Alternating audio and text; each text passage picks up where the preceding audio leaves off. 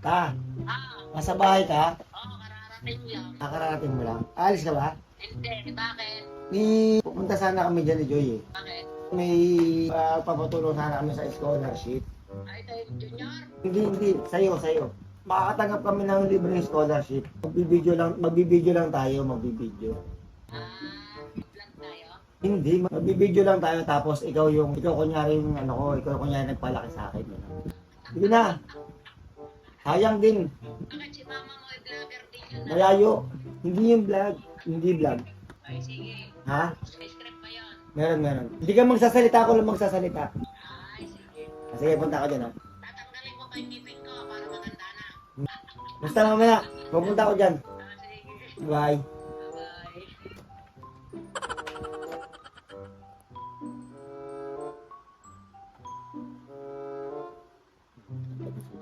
Yun. No. Da, nandiyan ka sa bahay nyo. Bakit? Pupunta sana ako dyan eh. Pupunta kami ni Joy. Meron kasing scholarship program. Kaya kailangan ko ng foster parent. Ikaw na lang. Nagalit Foster parent. lang? Foster parent. Pupunta ako dyan, papaliwanag ko sa'yo kung paano. Sorry, Pupunta kami dyan, papaliwanag ko sa'yo kung paano. Oh, sige. Sayang eh. Oh, sige. Sama ko si Joy. Oh, sige. Ha? Okay. Sige. Bye-bye. Oh, sige na. Bye-bye.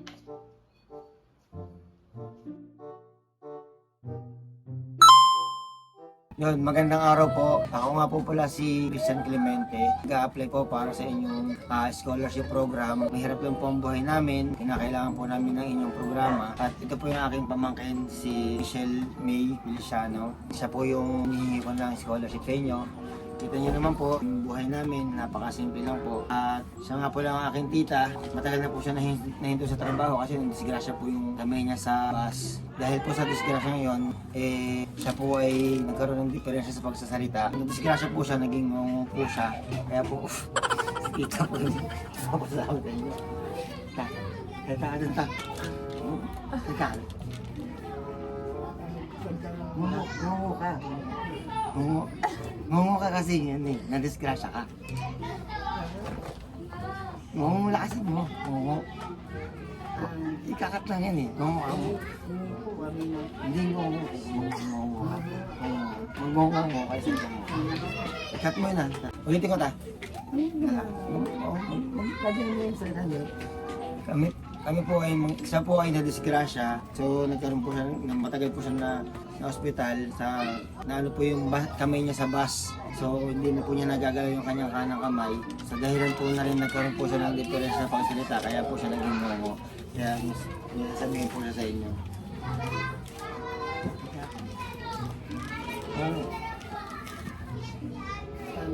Ngungu, tawag. Lakas lang, hindi ka marinig. Ngungu ka. Ngungu pa. Ngungu mo pa. Ngungu salita talaga. Manamin hayama. Gano'n ta. Oo nga. Ha? Ayaw ka lang. Ha? Yan. Ayun po. Ayan, may sasabihin po yung aking tsahin sa inyo. Siya po yung nagpalaki sa akin. So, ayan nga, na-disgrasya po siya sa bus, kaya nagkaroon po siya ng diferensya.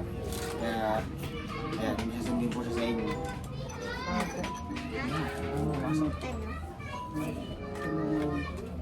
Mangungu ka nga dyan. Ha? Ngungu pa. Mas ngungu pa.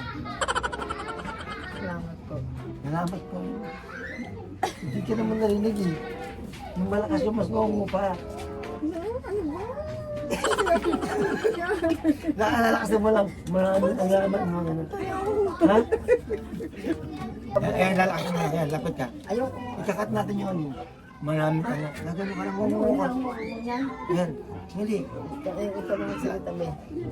Ikaw yun. Hindi, pamangin. Ikaw nga yung ano eh. Ikaw yung magdadala eh. Lalakasan mo lang ako. Ayaw mo lakasan mo. Maraming alamat mo gano'n. Salamat po. Sa kulang. Hindi naman mamumuhin eh. Hindi na yun. Pwede na yan. Gusto ko mo di pa tapos. Ayan, gusto ko rin po sabihin sa inyo na gusto ko rin po sabihin sa inyo na it's a prank!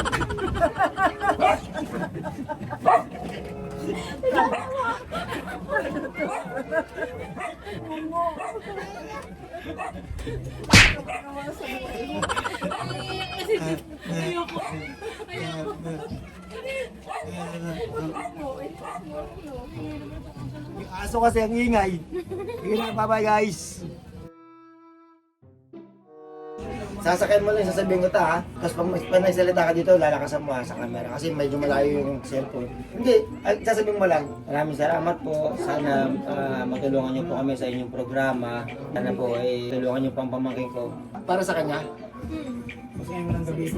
Para sa kanya. Sige.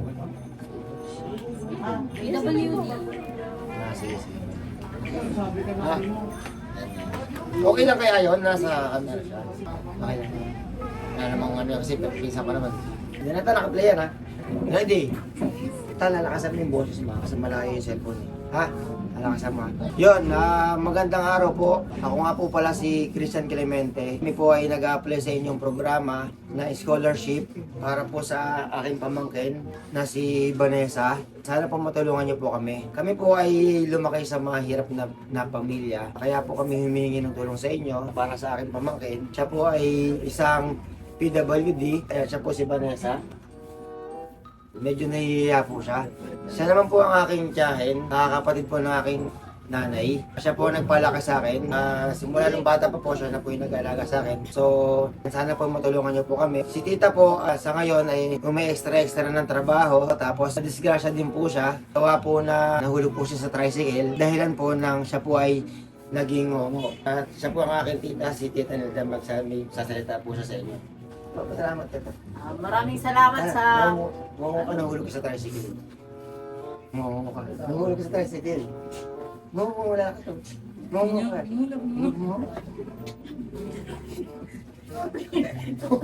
Ngongo ka. Okay lang yan. Nahulog ka sa tricycle. Ito ay pamangkin ko ngongongan. So mga pamilya tayo na ngongongan. Hindi lang ako na-disgrasya. Hindi ako na-disgrasya. Nahulog sa tricycle. Okay lang. Kasi parang matanggap tayo. Hindi, kakat na lang yan. Ayan. Ayan. Ulitin ko na lang yan. Portion na yan. Ayan. Si Vanessa po ay diferensya sa pagsasalita. Kaya po ina-apply namin siya sa inyong programa. Si tita naman po, siya po yung nagpalaki sa akin. Ayan, kasama po siya nung mula ng bata pa. Dahil pa extra po siya ngayon sa trabaho. Dahil na-disgrasya po siya, nahulog po siya sa tricycle. Dahilan po para naging ngongo po siya. Ayan, tita, siya. Sasalita. Bakit ikaw? Magaling ka dyan! Magaling na ta. Kakatuloy na yun, tama ko. Subukan mo lang. Sayang yung ano, sayang. Yan. Mag-ngongo ka. Sana po matulungan niyo po kami. Ngongoan. Kasa mo. Yung kami, kat tayo. Sana po matulungan niyo kami sa programa. Mapanood ko mayor. Hindi. Hindi yan mapanood ni Mayor. Ngongo ka ako. Maraming salamat po. Sana po matulungan niyo po yung Dumiretso eh. Medyo ngongo mo pa. Dumiretso. Nahulog ka sa tricycle eh. Ano mo si Joseph? Hindi. Ayan. Ngongo mo pa. Ngongo mo. Yan! Ikaw kaya mo Halika yan. nga! Kaya mo yan. Hindi mo sinabi. Ha? Hindi. Mahamay-haman po. Sana matulungan mo yung aking mga pamilya na... Dumiretso eh. Ngongo mo pa. Ano mo na ba? Ayan. Huwag na masyado mo na ba ako ina? Ay, baka mo yung konti lang. Kung sana po matulungan niyo ako. Ikaw na! Ikaw na! Hindi lang init na. Maraming salamat po. Sana po matulungan niyo po ang aming pamilya sa inyo, ay ang aking pamangkin sa inyong programa. Iyon lang po, maraming salamat po. Pero sa ngongo kasi nangongo ka ngayon. Nahulog kasi. Ay, papasalamat din si Manny. Maraming salamat po. Sana matulungan mo yung aking pamilya, yung aking pamangkin sa inyong programa. Salamat po. Mamangkin. Ano po yung pamangkin? Ito. Solid to. Salamat ka doon. Salamat po. Pasa mo. Salamat po. Dito ka tumingin. Dito ka tumingin. Ano ka tumingin? Dito ka tumingin. Lakasan mo. Dali na. Yan. Okay na yun. Okay na. Salamat po. Sana manulungan mo yung aking pamangkin. Kasi kami po ay may Yan na. Ayun na. Nag-practice na. Test na. Nag-ano na. Natutulog na. Nasasanay na. Kailangan ko ba ng practice? Ayan. Gusto lang namin sabihin. Kailan mo muna ko sa nigray. Gusto lang din po namin sabihin sa inyo, tita, na ito po ay isang prank. Wala! It's a prank! Maraming salamat po. Maraming salamat po. Galing, practice na practice. Bye-bye. Salamat. Hindi ako. Magandang araw po. Ako nga po pala si Cristian Clemente. Kami po ay nag-a-apply sa inyong programa ng scholarship para po matulungan ang aking pamangkin na mag-aaral ngayon ng grade 12. Kami po ay mahirap ng buhay. Pamangkin ko po ay tumutulong po sa palengke. Minsan po nagtatapon basura po siya. Ito pong akin namang tiyahin, si Ate Ason, si Tita Ason. Siya po yung nagpalaki sa amin, siya po yung nag-alaga sa amin ng pamangkin ko. Siya po yung pinalakihan ko na dito, siya na po yung nag-alaga sa amin hanggang sa lumaki kami. Sana po matulungan po namin kayo. Siya po ay hindi na rin po nagtatrabaho. Dati po siya nagbabarker ng jeep sa Marikina. Tumawa. Kakat mo na lang yung tanong niya, kakat mo na.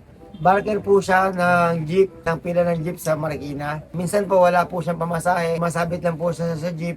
Kaya nadisgrasya po siya sa jeep, nahulog po siya sa jeep. Dahilan po para maging ngongo po siya. Naging ngongo na po siya ngayon, kaya po humingi kami ng tulong sa inyo scholarship. Kaya sana po matulungan niyo kami. Tita, magpasalamat sa amin. Salamat po sa inyo. Ngongo ka. Nahulog ka sa jeep eh. Ngongo ka. Salamat po sa inyo.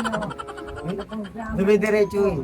Ngongo pa. Oo nga. Lapit mo ron. Ngongo pa. Ito, dumo. Ngongo ka na.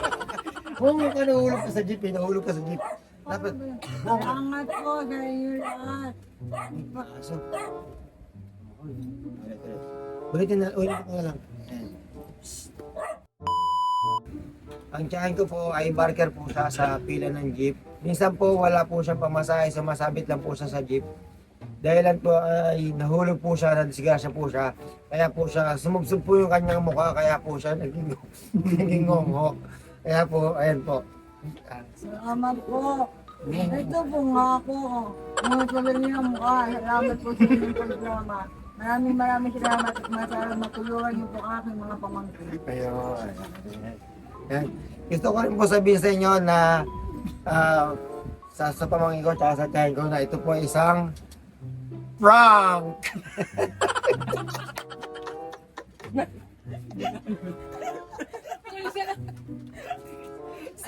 Nahulog sa jeep, sumubsob yung mukha. Naging ngongo.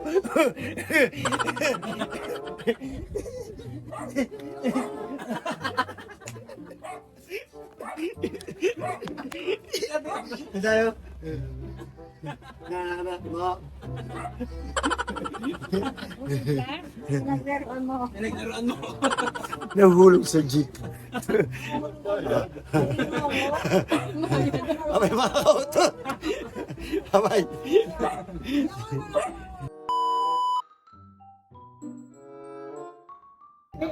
Siya po yung ang tita ko, si Tita Opel. Hindi na po siya katrabaho ngayon kasi senior na po siya. Si Ate Liz na lang po yung tumutulong sa akin nag-aaral. Ngayon po, siya po ay pa-extra na lang po sa palengke. Minsan po, namumulot po siya ng gulay dun sa loob ng palengke. Si Tita Liz po ay may extra na lang po sa trabaho. Siya po ay nagbabarkat po dun sa pila ng jeep papuntang Ogyo. Minsan po umuwi po siya ng walang pamasahe, sumasabit po siya sa jeep. Dahilan po para mahulog po siya.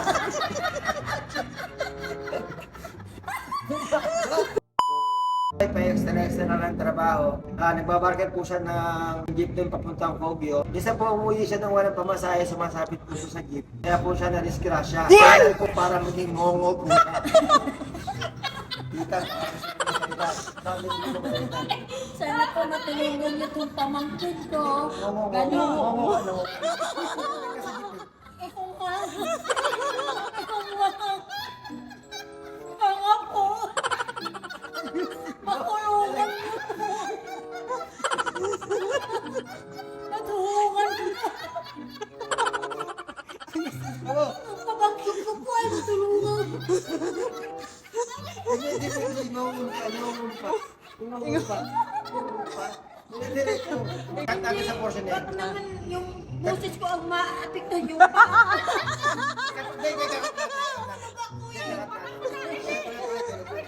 Yan po si Tita Liz po, may extra na po siya. Nagbabarker po siya ng jeep papuntang Kogyo. Minsan po umuwi siya ng walang pamasahe, sumasabit po siya sa jeep. Kaya po para mahulog siya at nasubsob po yung kanyang mukha kaya po siya nangungongo. Kaya po, kita ba?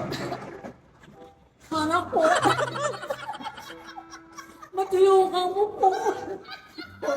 Oo, ka. Pamangkin ko po ito. Punta na sa stock, gawagan mo eh. Salamat po. Ate, bibigyan na yung dollar. Para ma-autistic yung mga tao. Ang tita ko pong isa ay di na rin po nakapagsalita kasi po senior na po siya. So nice, medyo na maestro po siya. Gusto niya po magpasalamat.